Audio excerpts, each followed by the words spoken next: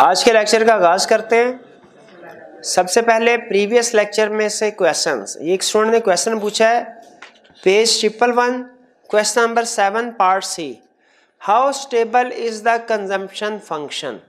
Consumption function कितना stable है।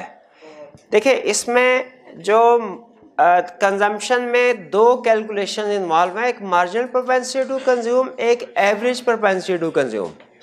हम अपनी इकोनॉमिक्स में जो ज़्यादा डिस्कशन करते हैं, ज़्यादा फोकस करते हैं, वो मार्जिनल प्रोपेंसिटी टू कंज्यूम है। ठीक है, इसीलिए मैंने आपको कल फार्मूला भी इसी का, कैलकुलेशन भी इसी की सिखाई। मार्जिनल प्रोपेंसिटी टू कंज्यूम का फार्मूला क्या है? Change in consumption divided by change in income. Average propensity to consume basically, marginal propensity to consume तो एडिशन की बेस पे या चेंज की बेस पे कैलकुलेट होती है। Average propensity to consume total की बेस पे कैलकुलेट होती है। यानी एवरेज प्रोपेंसिटी टू कंज्यूम का फार्मूला है total consumption divided by total income. Average propensity to consume का फार्मूला क्या है? Total consumption divided by total income. जबकि मार्जिनल प्रोपेंसिटी टू कंज्यूम का फार्मूला है change in consumption divided by change in income. तो दोनों में डिफरेंस है। अगर आपको कल जो टेबल हमने किया है उसमें marginal propensity to consume calculate करें तो आपको पता चलेगा कि हर लेवल पे marginal propensity to consume same ही है 0.8, लेकिन एवरेज प्रोपेंसिटी टू कंज्यूम अगर कैलकुलेट करें वो आपके हर पॉइंट से डिफरेंट कैलकुलेट होगी। ठीक है, average propensity to consume different हो, इसीलिए हम कहते हैं कि मार्जिनल प्रोपेंसिटी टू कंज्यूम तो लॉन्ग रन में स्टेबल है, average propensity to consume stable नहीं है। Average propensity to consume stable नहीं है। जैसे जैसे इनकम बढ़ती है ये इंक्रीज करती है कि डिक्रीज करती है, ये कैलकुलेट करके आपने मुझे बताना है।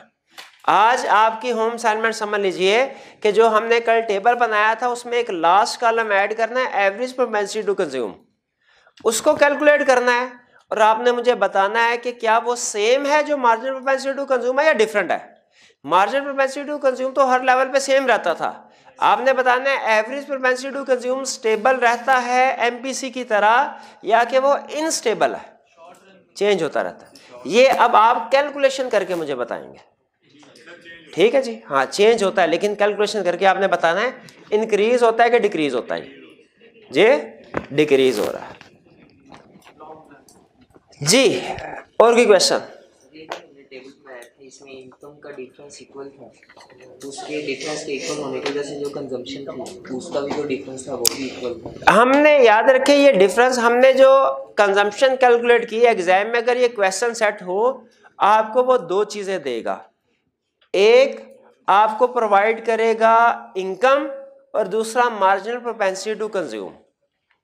ठीक है, फिर उसके बाद इक्वेशन में हमने इन वैल्यूज को पुट करके आपने खुद से कंजम्पशन कैलकुलेट करना होगी, कंजम्पशन कितनी है, और उसके बाद आपको पता है हमारा टेबल कंप्लीट होता है। ठीक है जी, क्वेश्चन में आपको उसने इंफॉर्मेशन दी होगी, जो हमारा ऑटोनोमस कंजम्पशन है वो भी क्वेश्चन में गिवन होती है जी। और कोई क्वेश्चन? कोई क्वेश्चन नहीं। चलिए आज का लेक्चर स्टार्ट करें फिर।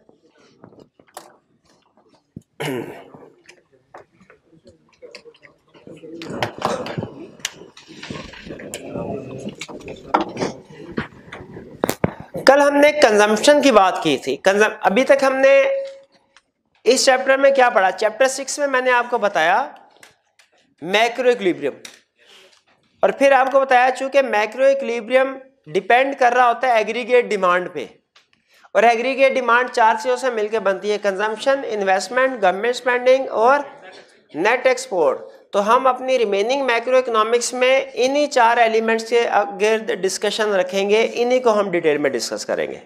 तो अभी हम जो कंजम्पशन के ऊपर फोकस कर रहे थे अपने पिछले दो लेक्चर्स में, कंजम्पशन क्लियर हो गया क्या है, उसके डिटर्मिनेंट्स भी समझ आ गए, और सबसे अहम क्या केन्स का लॉ ऑफ कंजम्पशन समझ आ गया।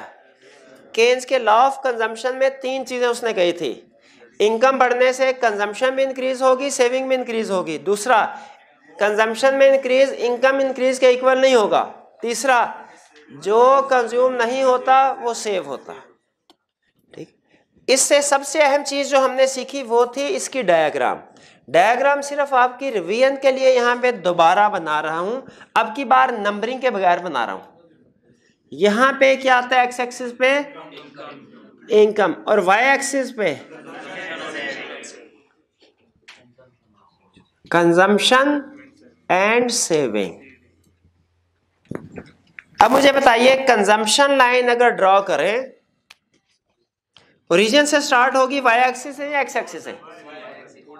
वाई एक्सिस है। ये कंजम्पशन बताइए। अच्छा, ये जो डिफरेंस है ओरिजिन से लेके ये ऑटोनोमस कंजम्पशन, बिल्कुल। और इनकम लाइन जो है वो कैसे ड्रॉ होती है?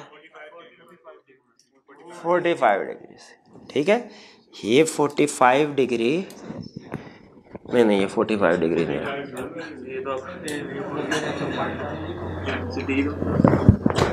ये ठीक है, तकरीबन 45 है।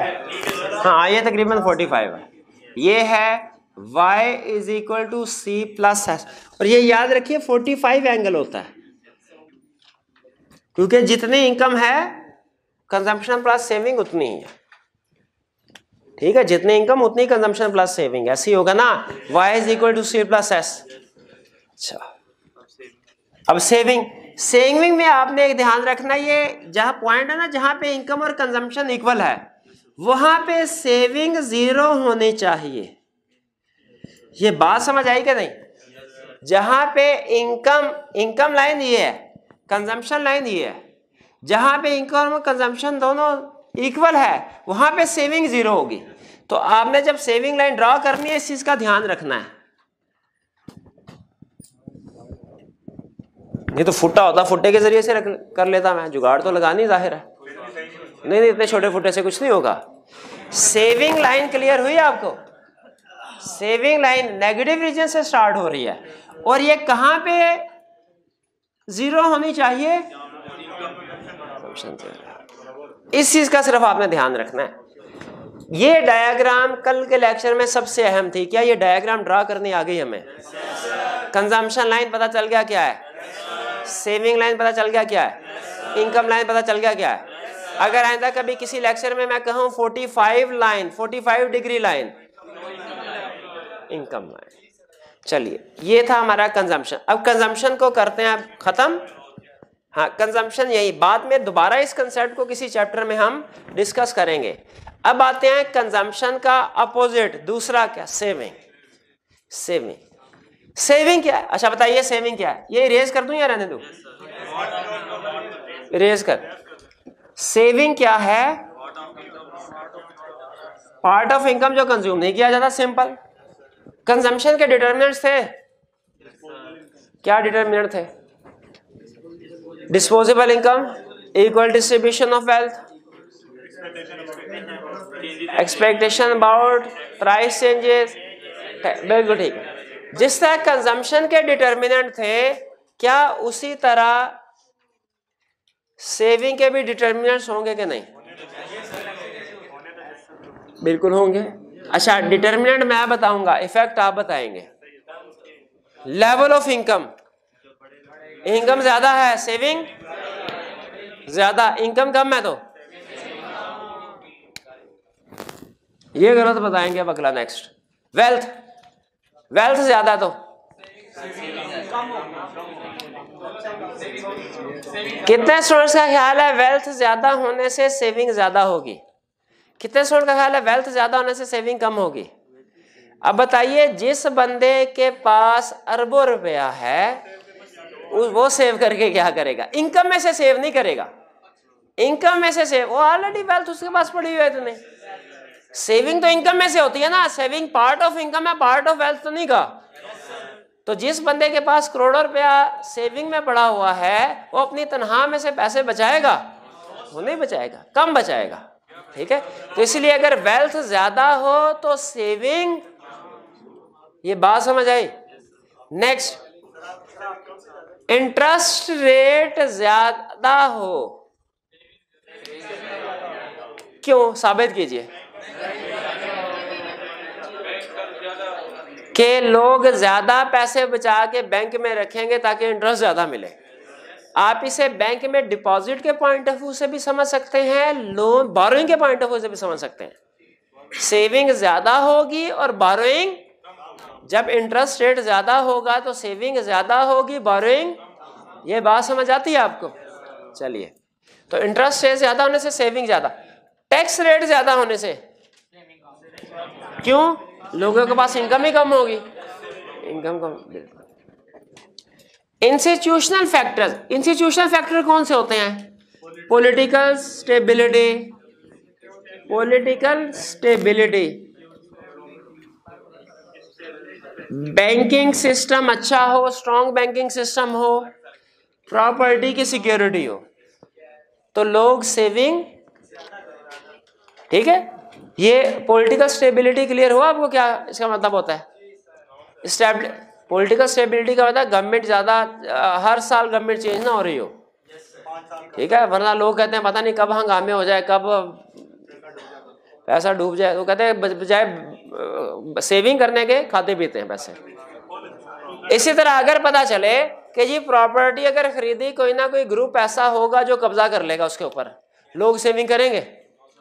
नहीं सेविंग करेंगे। तो ये इंस्टीट्यूशनल फैक्टर्स हैं, ठीक है। अगर ये अवेलेबल है इकोनॉमी में तो सेविंग ज्यादा होगी, वरना सेविंग नहीं होगी। Next, motivation for saving. Saving करने के लिए कुछ फैक्टर्स होने चाहिए, 3 फैक्टर्स वो हमें बताते हैं, इन तीनों को ज़हन में रखिएगा, ये तीनों रिपीट होंगे बाद में किसी कंसेप्ट में।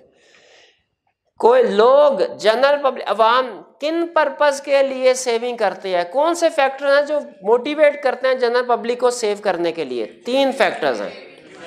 पहला, फ्यूचर नीड, अपनी ज़रूरियात ज़िंदगी पूरी करने के लिए सेविंग करते हैं कि हाँ कि ज़रूरियात ज़िंदगी। दूसरा, फॉर अनसीन सर्कमस्टेंसेस, नागहानी सूरत हाल, जैसे अचानक किसी की तबीयत खराब हो जाए तो घर में कुछ पैसे होने चाहिए, सेविंग होनी चाहिए ताकि वहां पे काम आ जाए। अचानक मेहमान आ जाए, हाँ जी, तो उनके लिए भी घर में नहीं, मेहमान फ्यूचर नीड में रख लेते हैं, ठीक है, मेहमान फ्यूचर नीड के लिए और अनसीन सर्कमस्टेंसेस बीमारी वगैरह के लिए। फिर कहा बिजनेस अपॉर्चुनिटीज का क्या कंसेप्ट है कि सेविंग करते हैं,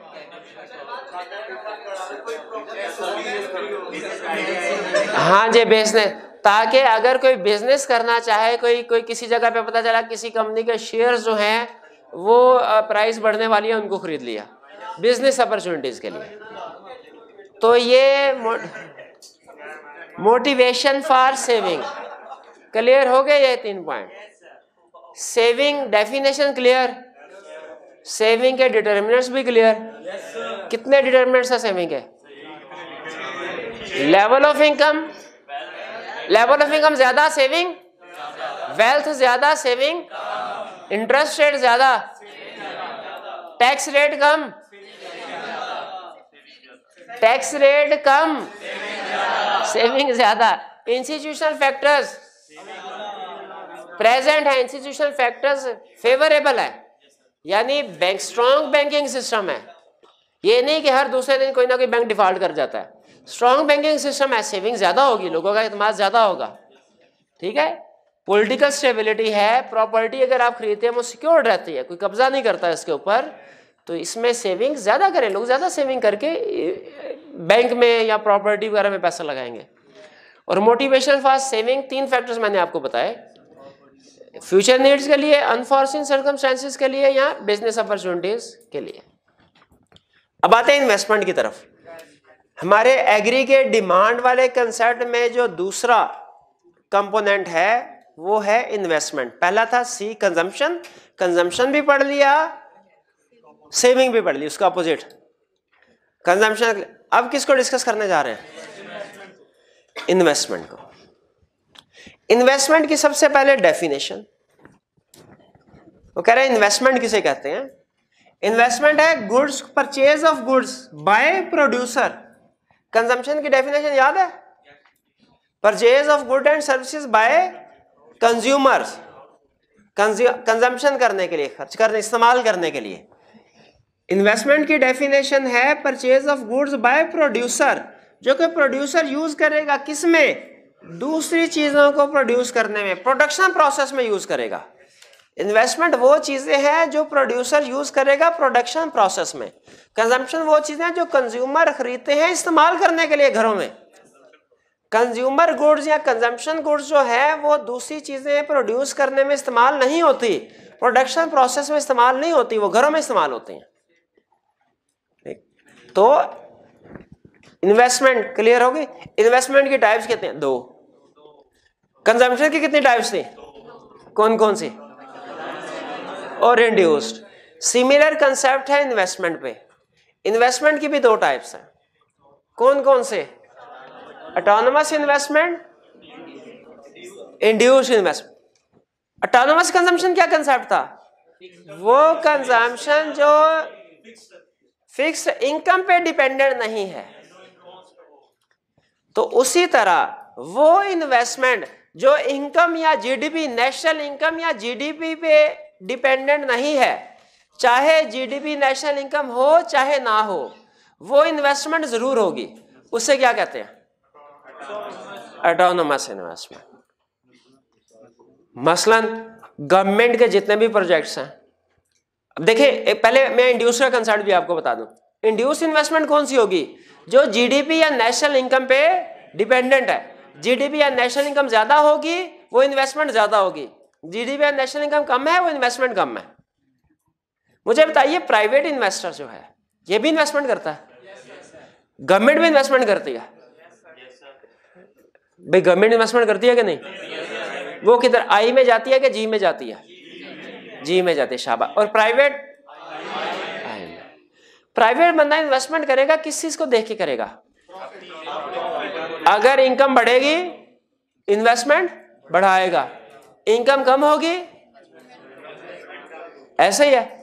गवर्नमेंट अगर कोई हॉस्पिटल खोलती है, प्रॉफिट के लिए तो नहीं, इनकम के लिए तो नहीं।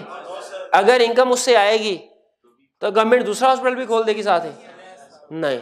और अगर इनकम नहीं आती गवर्नमेंट बंद कर देगी क्या उसको? नहीं। गवर्नमेंट याद रखे प्रॉफिट पर्पस के लिए नहीं बल्कि वेलफेयर ऑफ सोसाइटी के लिए प्रोजेक्ट लगाती है। वो चाहे जीडीपी हो चाहे ना हो, चाहे नेशनल इनकम हो चाहे ना हो, गवर्नमेंट ने लोगों को सर्व करना ही करना है। फर्ज कीजिए, अज्यूम कीजिए कि पाकिस्तान की जो नेशनल इनकम है वो कम हो जाती है, क्या गवर्नमेंट हॉस्पिटल बंद कर देगी, स्कूल बंद कर? नहीं, गवर्नमेंट फिर भी उनको चलाएगी क्योंकि वो प्रॉफिट पर्पस के लिए काम नहीं कर रही। हाँ, उनको रन करने के लिए हो सकता है उसको लोन लेना पड़े, ठीक है, आईएमएफ से, वर्ल्ड बैंक से, दूसरे फॉरेन कंट्री से लोन लेना पड़े। याद रखिए कि जो इन्वेस्टर इन्वेस्टमेंट इकोनॉमी में होती है 2 तरह की। एक प्राइवेट इन्वेस्टर करता है, उसे कहते हैं इंड्यूस इन्वेस्टमेंट। वो प्रॉफिट या इनकम को देख के की जाती है। इनकम ज्यादा होगी इन्वेस्टमेंट ज्यादा होगी, इनकम कम है इन्वेस्टमेंट कम है। जैसे मशीनरी नहीं खरीदना, जैसे नई फैक्ट्री कंस्ट्रक्ट करना, ये जब प्राइवेट इन्वेस्टर को प्रॉफिट इनकम नजर आएगा वो ये इन्वेस्टमेंट करेंगे, वरना नहीं करेंगे। जबकि गवर्नमेंट जो इन्वेस्टमेंट करती है वो इनकम या प्रॉफिट को सामने रख के नहीं करते, लोगों के वेलफेयर को सामने रख के करते हैं। वो जीडीपी से इंडिपेंडेंट है, जीडीपी या नेशनल इनकम हो या ना हो, वो ऑटोनोमस इन्वेस्टमेंट जरूर की जाती है। जैसे डैम कंस्ट्रक्ट करना, जैसे रोड कंस्ट्रक्ट करना, स्कूल कॉलेज हॉस्पिटल वगैरह, इनको कंस्ट्रक्ट करने में जो डिसाइडिंग फैक्टर होता है वो इनकम नहीं होती, वो लोगों की जरूरत होती है। लेकिन अगर प्राइवेट इन्वेस्टर कहीं पे कोई नई मशीनरी खरीदेगा, नई फैक्ट्री बनाएगा, डिसाइडिंग फैक्टर बैकएंड पे क्या होगा? पैसा, इनकम। उसे पैसा नजर आ रहा होगा इन्वेस्टमेंट करेगा, वरना इन्वेस्टमेंट नहीं करेगा। इन्वेस्टमेंट 2 तरह की होगी, ऑटोनोमस, इंड्यूस्ड। फर्क समझ आया? फर्क समझ आया तो वैसे किताब में तो नहीं, लेकिन एक डायग्राम बनाने लगा हूं, आपने पहचानना है इसमें इंड्यूस इन्वेस्टमेंट कौन सी है और ऑटोनोमस कौन सी है। डायग्राम बना रहा हूं मैं यहां पे, एक छोटी सी डायग्राम भाई, बस एक क्वेश्चन पूछा, जीडीपी या नेशनल इनकम, और ये है इन्वेस्टमेंट। 2 कर्व आपके सामने आएंगे।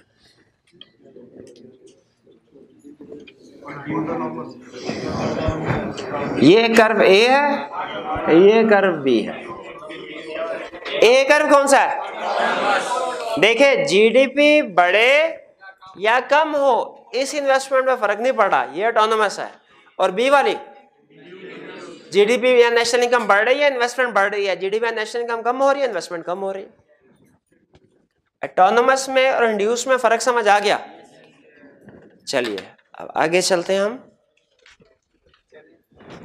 अभी तक हमने कंसेप्ट पढ़ लिया सेविंग की डेफिनेशन और डिटर्मिनेंट्स, कंजम्पशन की डेफिनेशन, टाइप्स। अब क्या पढ़ना वाला? यही कर रहे हैं ना, और कंजम्पशन में भी यही किया। कंजम्पशन की डेफिनेशन पढ़ी, टाइप्स पढ़ी, डिटर्मिनेंट्स पढ़े। सेविंग की डेफिनेशन पढ़ी, टाइप्स कोई नहीं थी, डिटर्मिनेंट्स पढ़े। इन्वेस्टमेंट में क्या करना है? टाइप्स पढ़े, डेफिनेशन पढ़ी, अब डिटर्मिनेंट्स पढ़ने। और क्या करना है? डिटर्मिनेंट्स में कुछ प्राइमरी डिटर्मिनेंट है, कुछ है अदर। एक प्राइमरी डिटर्मिनेंट है और बाकी अदर्स है। प्राइमरी डिटर्मिनेंट का कंसेप्ट पता है ना, जो सबसे ज्यादा इफेक्ट करे। डिमांड का प्राइमरी डिटर्मिनेंट क्या है? और अदर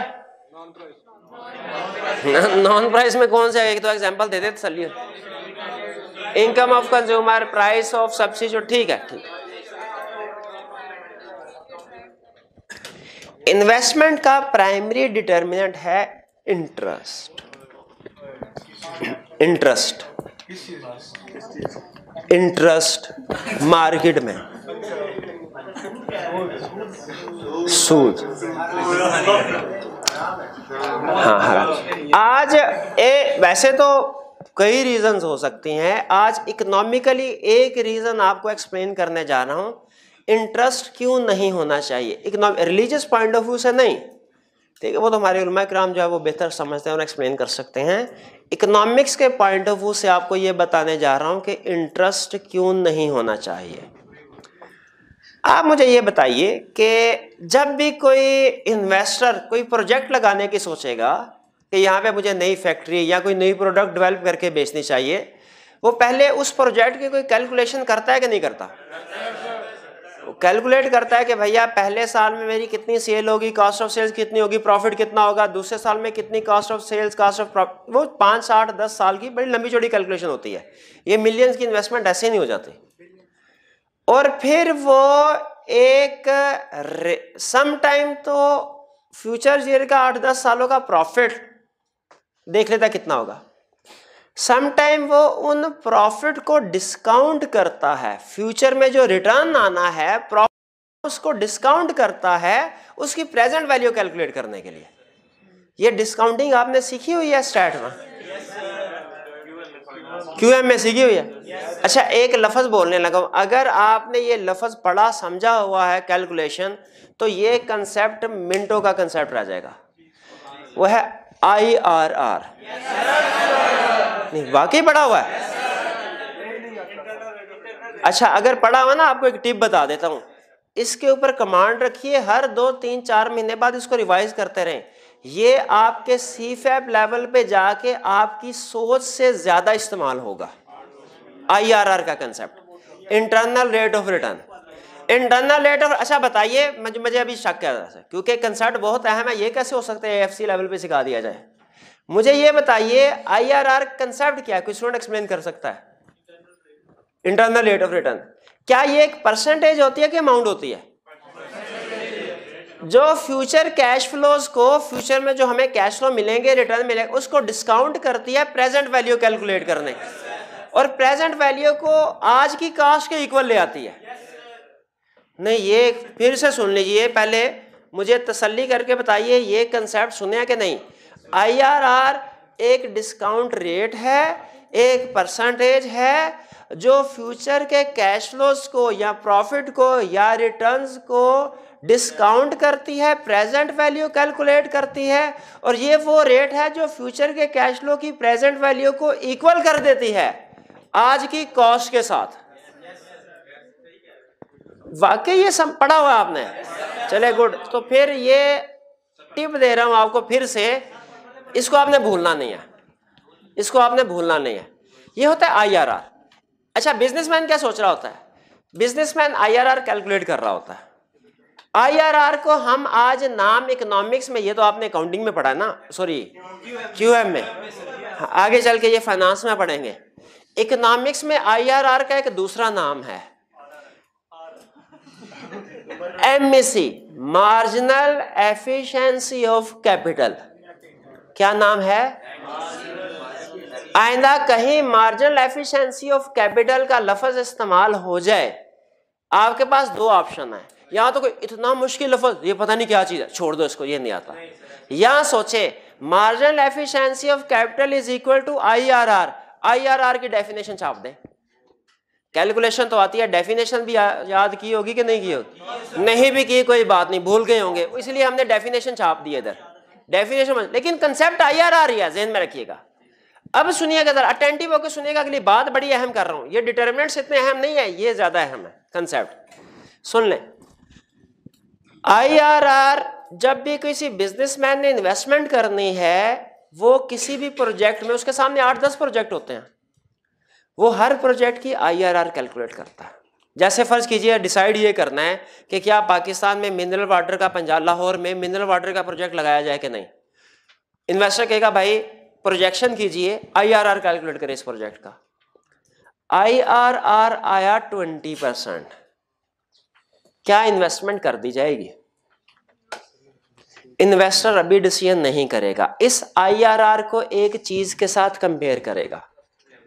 किसके साथ? शाबाश, इंटरेस्ट रेट के साथ, मार्केट इंटरेस्ट रेट के साथ, जो मार्केट में चल रहा है। ठीक है, बाजू का जो बैंक से है, बाजू का तो होता है डिबेंचर्स, आपने सुने होंगे, गवर्नमेंट बॉन्ड्स, डिबेंचर, उन पे भी रेट ऑफ इंटरेस्ट वो डिफरेंट हो सकते हैं मार्केट से, क्योंकि वो 10 साल पहले जो डिबेंचर इशू किया गवर्नमेंट ने, 5 साल पहले इशू किया, वो 5 साल पहले के हालात के मुताबिक रेट हो सकता है वो कम हो या ज्यादा हो।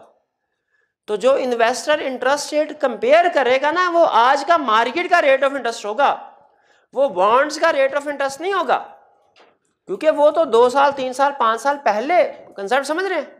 गवर्नमेंट ने अगर 2 साल पहले 10 साल के लिए बॉन्ड इशू किया, उस वक्त rate of interest for example था 8%, आज रेट ऑफ इंटरेस्ट 10% है। इन्वेस्टर को आज का 10% रेट ऑफ इंटरेस्ट यूज करना चाहिए कि वो 8% जो 2 साल पहले का था आज का। तो market rate of interest different concept है, और बॉन्ड्स पे रेट ऑफ इंटरेस्ट जो है वो डिफरेंट कंसेप्ट है। तो मार्केट रेट ऑफ इंटरेस्ट के साथ कंपेयर करेगा। अब सुनिए, अगर market rate of interest IRR, जिसे MEC भी कहते हैं, मार्जिनल एफिशिएंसी ऑफ कैपिटल, अगर market rate of interest IRR यानी मार्जिनल एफिशिएंसी ऑफ कैपिटल से ज्यादा हुआ, प्रोजेक्ट लगाएगा, और अगर उससे कम हुआ फिर प्रोजेक्ट लगाएगा। इसका मतलब ये हुआ कि अगर इंटरेस्ट रेट ज्यादा होगा तो इन्वेस्टमेंट नहीं होगी, इंटरेस्ट रेट कम होगा। इसका मतलब है क्या मैं ये कह सकता हूं इंटरेस्ट रेट ज्यादा, अब आखिरी जुमला जिसके ऊपर लाना चाह रहा था, इंटरेस्ट रेट ज्यादा होने से मार्जिनल एफिशिएंसी ऑफ कैपिटल कम होगी, इन्वेस्टमेंट भी कम होगी। इंटरेस्ट रेट कम होने से मार्जिनल एफिशिएंसी ऑफ कैपिटल ज्यादा होगी, प्रॉफिट भी, इन्वेस्टमेंट भी नहीं। बात समझ आई? ये सुनो, हाँ नहीं, डायग्राम से भी बताता हूं, पहले दोबारा, हाँ दोबारा, पहले क्या दोबारा बता, दोबारा सुनो। मार्केट रेट ऑफ इन्वेस्टमेंट का प्राइमरी डिटर्मिनेंट है interest rate, market interest rate. अगर मार्केट इंटरेस्ट रेट ज्यादा है, profitability rate IRR, marginal efficiency of capital कम हो जाएगा, इन्वेस्टमेंट कम होगी। अगर मार्केट रेट ऑफ इंटरेस्ट ज्यादा है, मार्जिनल एफिशिएंसी ऑफ कैपिटल कम, इन्वेस्टमेंट कम। अगर मार्केट रेट ऑफ इंटरेस्ट कम है, मार्जिनल एफिशिएंसी ऑफ कैपिटल ज्यादा और इन्वेस्टमेंट ज्यादा। तो अब बताइए मुल्क में सबसे ज्यादा इन्वेस्टमेंट कब होगी? रेट जीरो हो जाएगा। इसीलिए इंटरेस्ट रेट का बढ़ना इन्वेस्टर्स के लिए डिस्करेजिंग फैक्टर होता है। मुल्क में जो इन्वेस्टमेंट एक्टिविटीज होती है उनके लिए नेगेटिव सिग्नल होता है। आपको असल में यह कंसेप्ट बताना चाह रहा था कि इन्वेस्टमेंट का प्राइमरी डिटर्मिनेंट क्या है? मार्केट रेट ऑफ इंटरेस्ट, और अगर इसको हम एक कर्व के जरिए से रिप्रेजेंट करना चाहिए, डायग्राम के जरिए से एक्सप्लेन करें इसी कंसेप्ट को जो अभी मैंने बताया, क्या मार्केट इंटरेस्ट रेट ज्यादा होगा, मार्जिनल एफिशिएंसी ऑफ कैपिटल कम, इन्वेस्टमेंट भी, मार्केट रेट ऑफ इंटरेस्ट कम होगा, marginal efficiency of capital, investment भी। तो क्या हम कह सकते हैं कि मार्केट रेट ऑफ इंटरेस्ट का मार्जिनल एफिशिएंसी ऑफ कैपिटल के साथ इनवर्स रिलेशनशिप है? क्या कह सकते हैं मार्केट रेट ऑफ इंटरेस्ट का इन्वेस्टमेंट के साथ इनवर्स रिलेशनशिप है? कह सकते हैं। तो उसे इसी तरह रिप्रेजेंट करेंगे। क्लियर हो गया? सबसे अहम चीज मुझे बताइए, क्या आपको मार्जिनल एफिशिएंसी ऑफ कैपिटल पता है क्या है? क्या है वो? और आपको मार्केट रेट ऑफ इंटरेस्ट पता क्या है? कौन सा है? इंटरेस्ट है जो करंटली मार्केट में चल रहा है, जो 2-4 साल पुराना है वो नहीं, करंट मार्केट में चल रहा है। अब क्या इन्वेस्टमेंट को सिर्फ रेट, सबसे अहम फैक्टर तो यही है, लेकिन क्या सिर्फ यही डिटर्मिनेंट इफेक्ट करता है इन्वेस्टमेंट को, या कुछ और डिटर्मिनेंट भी हैं? कुछ और डिटर्मिनेंट, भाई और डिटर्मिनेंट कौन से हैं? शॉर्ट रन और लॉन्ग। अच्छा, पता नहीं क्यों उसने शॉर्ट रन लॉन्ग रन में क्लासीफाई किया हुआ है, बहरहाल उसने किया, हमने भी कर दिया, जरूरत नहीं थी कोई। डिमांड फॉर गुड बढ़ेगी,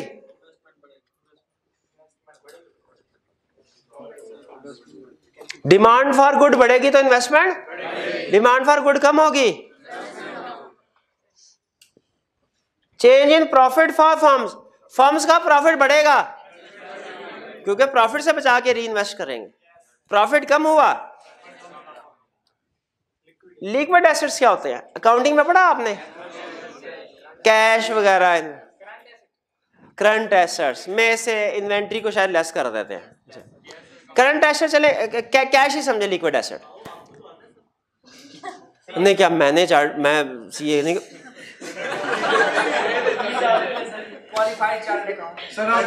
एफसी है यार, ऐसे ना कर।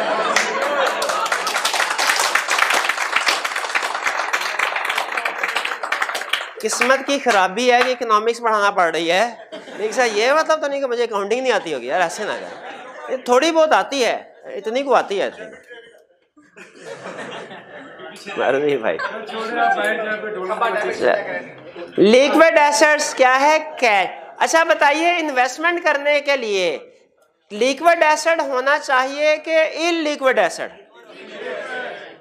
अच्छा, यहाँ पे 2 टर्म मैंने बोली, लिख ले। लिक्विड एसेट के आगे लिख ले कैश, इलिक्विड एसेट के आगे लिख ले प्रॉपर्टी वगैरह, लैंड बिल्डिंग वगैरह, machinery, fix asset. Liquid asset के आगे लिख ले कैश, इलिक्विड एसेट्स के आगे लिख ले fix asset, for example land वगैरह। ये आगे चल के टर्म्स यूज करने मैंने। इन्वेस्ट बताइए, आपके पास प्रॉपर्टी है, कैश नहीं है, इन्वेस्टमेंट कर सकते हैं? नहीं भैया, लिक्विड एसेट। तो लिक्विड एसेट है तो इन्वेस्टमेंट, लिक्विड एसेट नहीं है तो कम। करंट रेट ऑफ इन्वेस्टमेंट ये नहीं आप बता सकेंगे, गारंटी है। करंट रेट ऑफ इन्वेस्टमेंट ज्यादा है, इन्वेस्टमेंट कम कैसे होगी? हाँ, जो पहले करके बैठे हुए हैं वो तो सारी मार्केट कैप्चर कर। ये ऐसी है, फर्ज कीजिए पाकिस्तान में एक नई कंपनी, टेलीकॉम कंपनी आना चाहती है। उन्होंने रिसर्च की, पता चला पाकिस्तान में नॉर्मली जो लोग मोबाइल कंज्यूम करते हैं वो 15 साल से एज ज्यादा हो तो फिर कंज्यूम करते हैं। उन्होंने कहा 15 साल से ऊपर पाकिस्तान की जो पॉपुलेशन है वो 15 करोड़, और अभी एग्जिस्टिंग जिन कंपनी ने इन्वेस्टमेंट की हुई है उन्होंने तकरीबन 15 करोड़ सिम्स इशू कर दी हुई हैं। बताइए क्या नई कंपनी इन्वेस्टमेंट करेगी? करेगी, हम बेचेंगे किसको? लेकिन अगर पता चले करंट रेट ऑफ इन्वेस्टमेंट ऐसा है कि 10 करोड़ सिम्स इशू हुई हैं, फिर तो करंट रेट ऑफ इन्वेस्टमेंट अगर कम है, इसका मतलब है इकोनॉमी में स्कोप है नई इन्वेस्टमेंट का, तो नई इन्वेस्टमेंट की जाएगी। अगर current rate of investment high है, इन्वेस्टमेंट नहीं होगी, ठीक है, वहां पे इन्वेस्टमेंट नहीं होगी। फिर चेंज इन सेंटिमेंट्स, सेंटिमेंट्स किसके? बिजनेसमैन के। यहां तो वो हाँ एहसासात, जज्बात नहीं, एहसासात नहीं, एहसासात। बिजनेसमैन के एहसासात कैसे हैं? अगर ऑप्टिमिस्ट हैं इन्वेस्टमेंट बढ़ेगी, पैसिमिस्ट हैं भाई कोई है मुश्किल इसमें? कुछ सिर्फ हेडिंग याद करनी है। अब रटा लगाना है ना, जब तो सिर्फ हेडिंग का रटा लगाना है, एक्सप्लेनेशन का नहीं करना, वो आपने खुद से लिखनी है। पॉपुलेशन ग्रोथ बताइए, इंडिया में ज्यादा इन्वेस्टमेंट है, मल्टीनेशनल कंपनी इंडिया में ज्यादा इन्वेस्टमेंट करती है पाकिस्तान में? किस वजह से? चाइना में, चाइना की एग्जाम्पल भी फिट हो जाती है। किस वजह से? Population growth. और एग्जाम्पल सुने, बताइए पाकिस्तान में ज्यादा इन्वेस्टमेंट है कि जापान में?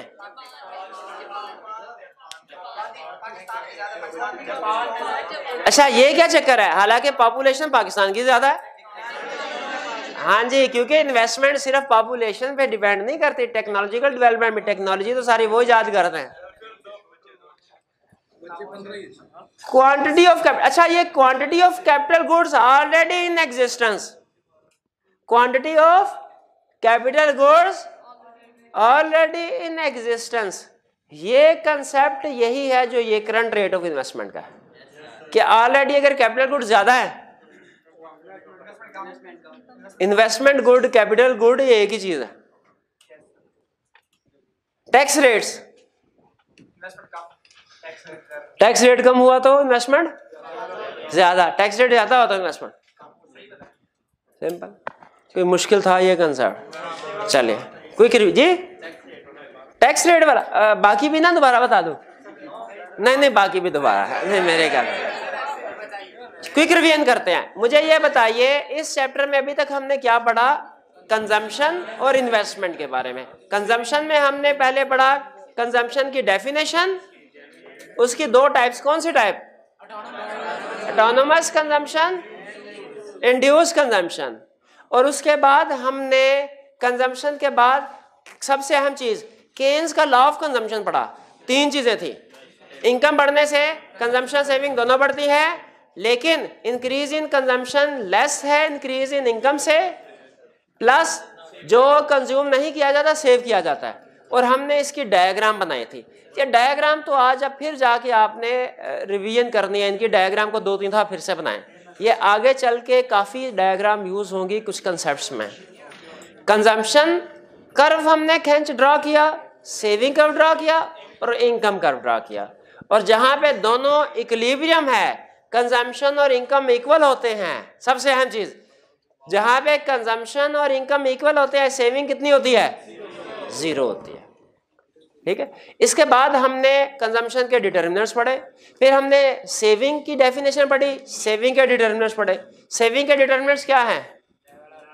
Level of income, level of income ज्यादा सेविंग, वेल्थ ज्यादा सेविंग, इंटरेस्ट रेट कम, इंटरेस्ट रेट कम, एक है देख देख के बता रहे हैं। इंटरेस्ट रेट कम हुआ तो बैंक में पैसे रखवाएंगे कि बैंक से निकलवाएंगे? निकलवाएंगे, सेविंग कम होगी। इंटरेस्ट रेट ज्यादा तो फिर सेविंग ज्यादा। ये सीधा सीधा थोड़ी पूछना मैंने आपसे, यहाँ आके अपने आप से। टैक्स रेट ज्यादा, इंस्टीट्यूशनल फैक्टर्स, कौन से institutional factors?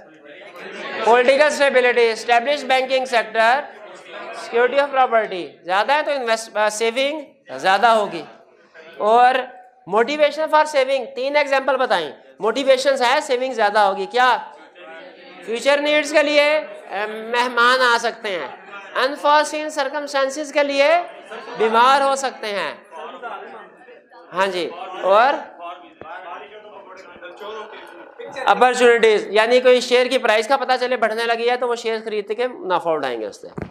Investment, 2 types investment की, कौन कौन सी? Autonomous, induce. ऑटोनोमस कौन सी है? जो नेशनल इनकम या जीडीपी के साथ नहीं होती। एग्जांपल क्या है? प्राइवेट नहीं है, इंड्यूस्ड है, वो है वो तो। ये तो ऑटोनोमस, ये गवर्नमेंट की है। अच्छा, ये प्राइवेट नहीं है, ये कहना चाहिए। ठीक, एग्जांपल दीजिए। मोटरवे, ये सरकारी हॉस्पिटल, कॉलेजेस वगैरह, ठीक है। और इंड्यूस इन्वेस्टमेंट जीडीपी के साथ चेंज, ये प्रॉफिट पर्पस के लिए की जाती है। ठीक है, तो सीधी लाइन जो आएगी वो कौन सी इन्वेस्टमेंट होगी? और जो अपवर्ड शिफ्ट होगी लेकिन ये तो इन्वेस्टमेंट कर्व है, ना सीधी लाइन है ना अपवर्ड है, इसलिए कि ये इन्वेस्टमेंट की टाइप थोड़ी बता रहे हैं, ये तो डिटर्मिनेंट्स बता रहे हैं। इन्वेस्टमेंट का सबसे बड़ा डिटर्मिनेंट क्या है? मार्केट रेट ऑफ इंटरेस्ट, ठीक है, मार्केट रेट ऑफ इंटरेस्ट सबसे बड़ा। अगर मार्केट रेट ऑफ इंटरेस्ट ज्यादा है तो मार्जिनल एफिशिएंसी ऑफ कैपिटल और इन्वेस्टमेंट, मार्केट इंटरेस्ट रेट कम है तो मार्जिनल एफिशिएंसी ऑफ कैपिटल और इन्वेस्टमेंट। ये मार्जिनल एफिशिएंसी ऑफ कैपिटल क्या होता है? वो डेफिनेशन बताया, थोड़ी सी मुश्किल डेफिनेशन होती है। वो डिस्काउंट रेट या वो परसेंटेज जो फ्यूचर के कैश फ्लो रिटर्न को डिस्काउंट करके करंट जो हमारी प्रेजेंट वैल्यू को करंट जो हमारी कॉस्ट है उसके इक्वल कर देता है। कोई इस तरह की डेफिनेशन है, उसको याद कर लीजिएगा। क्या सिर्फ rate of interest he determinant है इन्वेस्टमेंट का? अदर भी हैं। डिमांड फॉर गुड कम है, प्रॉफिट ऑफ फर्म ज्यादा है, लिक्विड एसिड कोई नहीं, करंट रेट ऑफ इन्वेस्टमेंट बहुत ज्यादा है, इन्वेस्टमेंट कम होगी, जगह ही नहीं है। नहीं, चेंज इन सेट ऑप्टिमिस्ट है बिजनेसमैन, पॉपुलेशन ग्रोथ कम है, टेक्नोलॉजिकल डेवलपमेंट है ही नहीं, quantity of capital goods already increase ज्यादा है, टैक्स रेट बहुत कम। क्लियर हो गया जी? चलिए आज का लेक्चर यहाँ पे कंक्लूड करते हैं।